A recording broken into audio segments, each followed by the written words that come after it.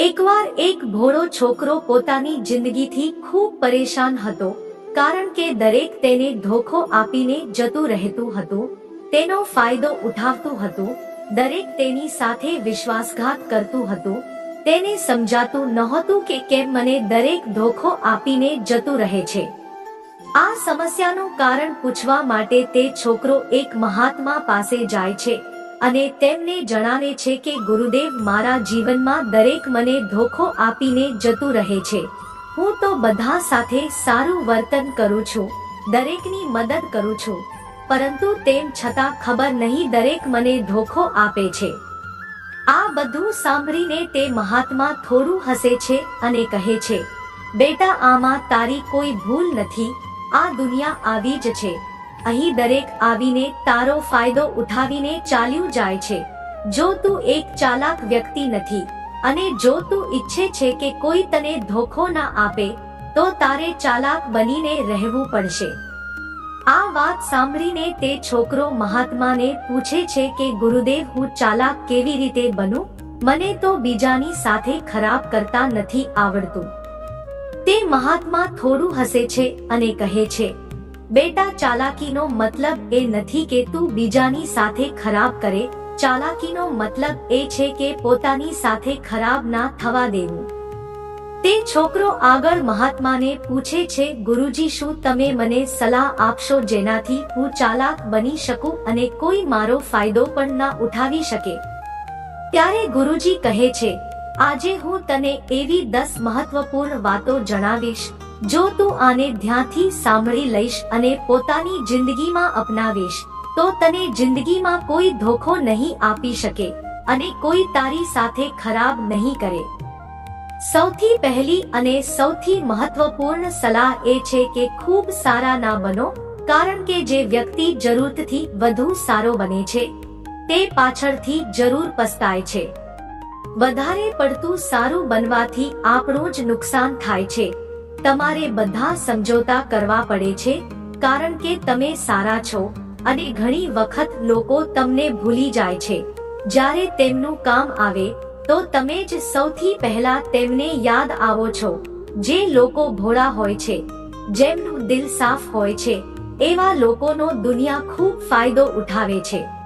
જો તું ઈચ્છે છે કે તારો કોઈ ફાયદો ના ઉઠાવી શકે, તો જીવનમાં એક નિયમ બનાવ, જે જેવું હોય તેની સાથે એવું જ વર્તન કર, કારણ કે લોકો તમારી અચ્છાઈ અને તમારી માસુમિયતને કમજોરી સમજવા લાગે છે અને આનાથી ફક્ત તમને જ પરેશાની થશે, કારણ કે સારા લોકો હંમેશા બીજાને તકલીફ ના થાય એ વાતનું ખૂબ ધ્યાન રાખે છે. પરંતુ સંસાર એવું નથી વિચારતો. તે ફક્ત પોતાનો સ્વાર્થ જુએ છે. તેથી સારા બનો, પરંતુ કોઈના પર આંખ બંધ કરીને ભરોસો ના કરો. કોણ તમારી સાથે ખરેખર સારું છે અને કોણ તમારી સાથે સારું બનવાનું નાટક કરી રહ્યું છે, આ વાત પર નજીકથી ધ્યાન રાખો. બીજી સલાહ, લોકોને ના પાડતા શીખો. ઘણી વખત આપણે પોતાનું કામ છોડીને બીજાની મદદ કરવામાં લાગી જઈએ છીએ. આપણે તેમને ના તો કહેવા માંગીએ છીએ, પરંતુ ડરીએ છીએ કે ક્યાંક સામેવાળો આપણાથી નારાજ ના થઈ જાય, અથવા તો વિચારીએ છીએ કે સામેવાળો શું વિચારશે.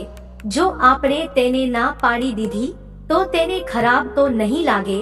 આવું વિચારીને આપણે હા પાડી દઈએ છીએ અને પાછળથી પસ્તાઈએ છીએ. જો તું જીવનમાં ખુશ રહેવા માંગે છે, તો લોકોને ના પાડતા શીખવું પડશે. જો કોઈ તમારી પાસે કંઈક માંગવા આવે કે પછી કોઈ તમારી મદદ લેવા આવે અને જો તમે એ ના કરવા માંગતા હોય, તો સારી રીતે સ્પષ્ટપણે ના પાડી દો. જો તે તમારો સાચો મિત્ર હશે, તો તમારા ના પાડવાથી ખોટું નહીં લગાડે. તે સમજી જશે કે તેને બીજું કોઈ કામ હશે, તેથી તે મારી મદદ નથી કરવા માંગતો. ત્રીજી સલાહ, લોકોને ખુશ કરવાનું છોડી દો. જો તમે વિચારી રહ્યા છો કે બીજાને ખુશી આપવી એ તો સારી વાત છે, પરંતુ ઘણા બધા લોકો પોતાની ખુશીઓને મારીને બીજાને ખુશ કરવાની કોશિશ કરે છે. એક વાત સારી રીતે સમજી લો કે તમે પોતાની ખુશીઓને નજરઅંદાજ કરીને બીજાને ખુશ ના કરી શકો. તમે ગમે તેટલી બીજાને ખુશ કરવાની કોશિશ કરો, બીજાનું સારું કરવાની કોશિશ કરો, પરંતુ લોકો તેમ છતાં પણ તમારું ખરાબ જ કરશે.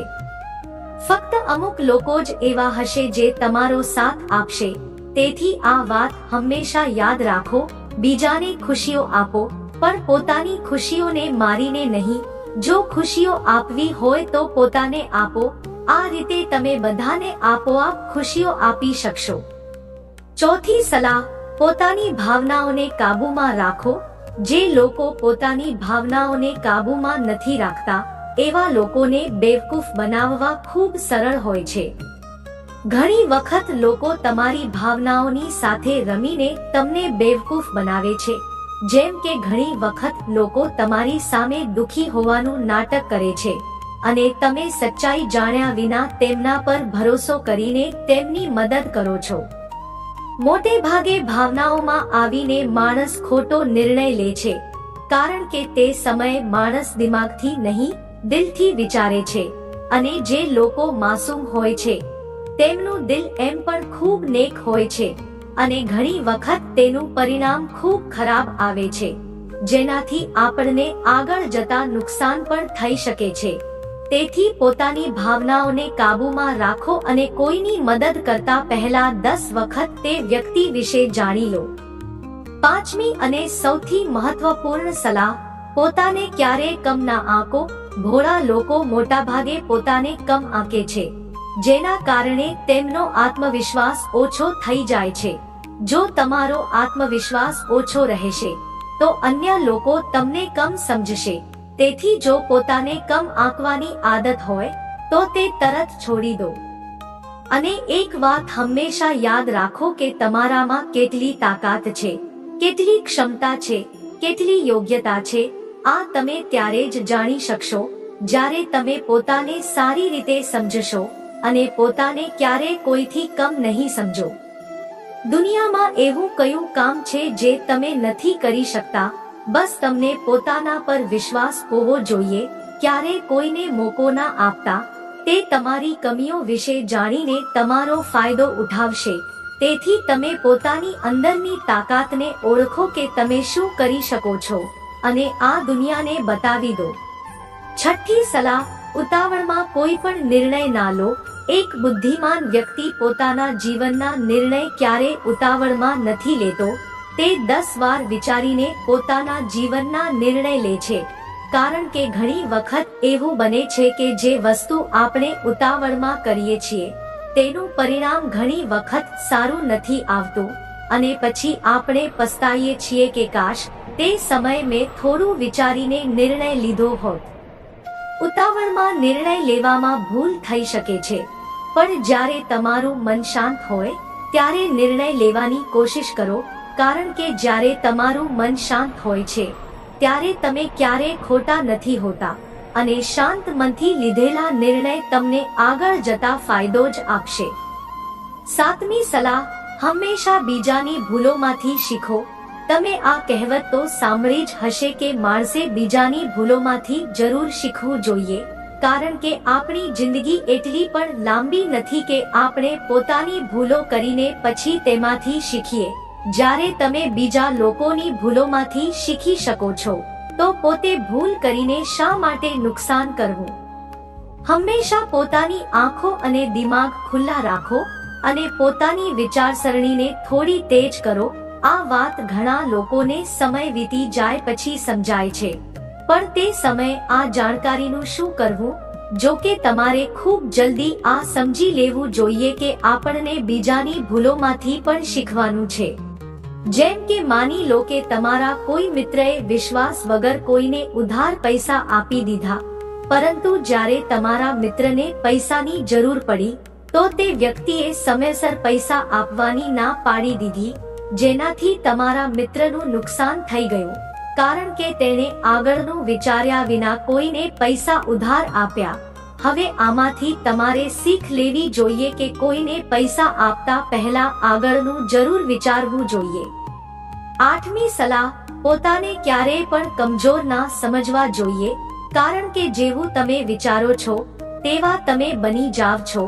આ વાત એકદમ સાચી છે. આપણા વિચારો જ આપણી સફળતા અને નિષ્ફળતા માટે જવાબદાર હોય છે. બીજી વાત એ છે કે જો તમે પોતાને કમજોર સમજશો તો આસપાસના લોકો તમને વધારે કમજોર સમજશે. ભલે તમે અંદરથી કમજોર હોવ પરંતુ બહારથી તેને ના બતાવો, કારણ કે સફળતા પર તાળીઓ વગાડનારા ઓછા અને કમજોરીઓ પર ખામીઓ કાઢનારા લોકો વધારે મળશે. 9મી અને સૌથી મહત્વપૂર્ણ સલાહ, કોઈ બીજાની સલાહ લઈને પોતાના નિર્ણયને ના બદલો. માની લો કે તમે કોઈ કામને કરી રહ્યા છો અને તે કામમાં તમે એકદમ નવા છો તો સ્વાભાવિક વાત છે તમે તે ક્ષેત્રમાં કામ કરતા લોકોની સલાહ જરૂર લેશો. પરંતુ દુનિયામાં અમુક જ એવા લોકો મળશે જે તમને આગળ વધતા જોઈને ખુશ થશે. જે તમને આગળ વધતા જોઈને ખુશ ના થઈ શકે તે તમને સાચી સલાહ કેવી રીતે આપી શકે? તમને જીવનમાં આગળ વધવાની એ જ સલાહ છે કે બીજાની સલાહ લીધા વિના પોતાના કામને પૂરા મનથી અને લગનથી કરો અને આગળ વધો. દુનિયા શું વિચારશે તેના પર વિચાર કર્યા વિના તમારે આગળ વધવાનું છે. દુનિયા ચાહે તમને જેટલા ડરાવીને પાછળ કરવા માંગે, પરંતુ તે ડરને નજરઅંદાજ કરીને તમારે આગળ વધવાનું છે. જ્યારે તમે કોઈ સારું કામ કરવા માટે યોજના બનાવો અને કોઈ આવીને તમને એમ કહે કે આ કામ મુશ્કેલ છે, તો તેમને ખોટા સાબિત કરવા માટે આગળ વધો. અંતિમ સલાહ, હંમેશા સારા લોકો સાથે રહો. તમે એક કહેવત જરૂર સાંભળી હશે કે જો તમે કોઈ દારૂની દુકાન પર બેસીને દૂધ પણ પીશો તો લોકો તમને દારૂડિયો જ કહેશે, પરંતુ જો તમે કોઈ મંદિરમાં બેસીને પાણી પણ પીશો તો તમને સંતનો દરજ્જો આપવામાં આવશે. તેથી આપણા જીવનમાં સારા લોકોની સંગત ખૂબ જ મહત્વપૂર્ણ છે કે તમે કોની સાથે ઉઠો બેસો છો, કોની સાથે રહો છો, તેવું જ તમારું વ્યક્તિત્વ બને છે. તેથી હંમેશા સારા લોકો સાથે રહેવું જોઈએ. સારા લોકોની સંગતમાં તમે આગળ વધી શકો છો. તમે જે વ્યક્તિઓ સાથે રહો છો તે લોકો જેવું જ તમારું ભવિષ્ય હશે. તેથી પોતાના મિત્રો સમજી વિચારીને બનાવો. મિત્રો, આ વિડીયોમાં બસ આટલું જ. વિડીયો ગમ્યો હોય તો વિડીયોને લાઈક કરો અને પોતાના મિત્રો સાથે પણ શેર કરો અને કોમેન્ટમાં જય શ્રી કૃષ્ણ લખવાનું ના ભૂલો. વિડીયોને અંત સુધી જોવા બદલ તમારો ખૂબ ખૂબ આભાર.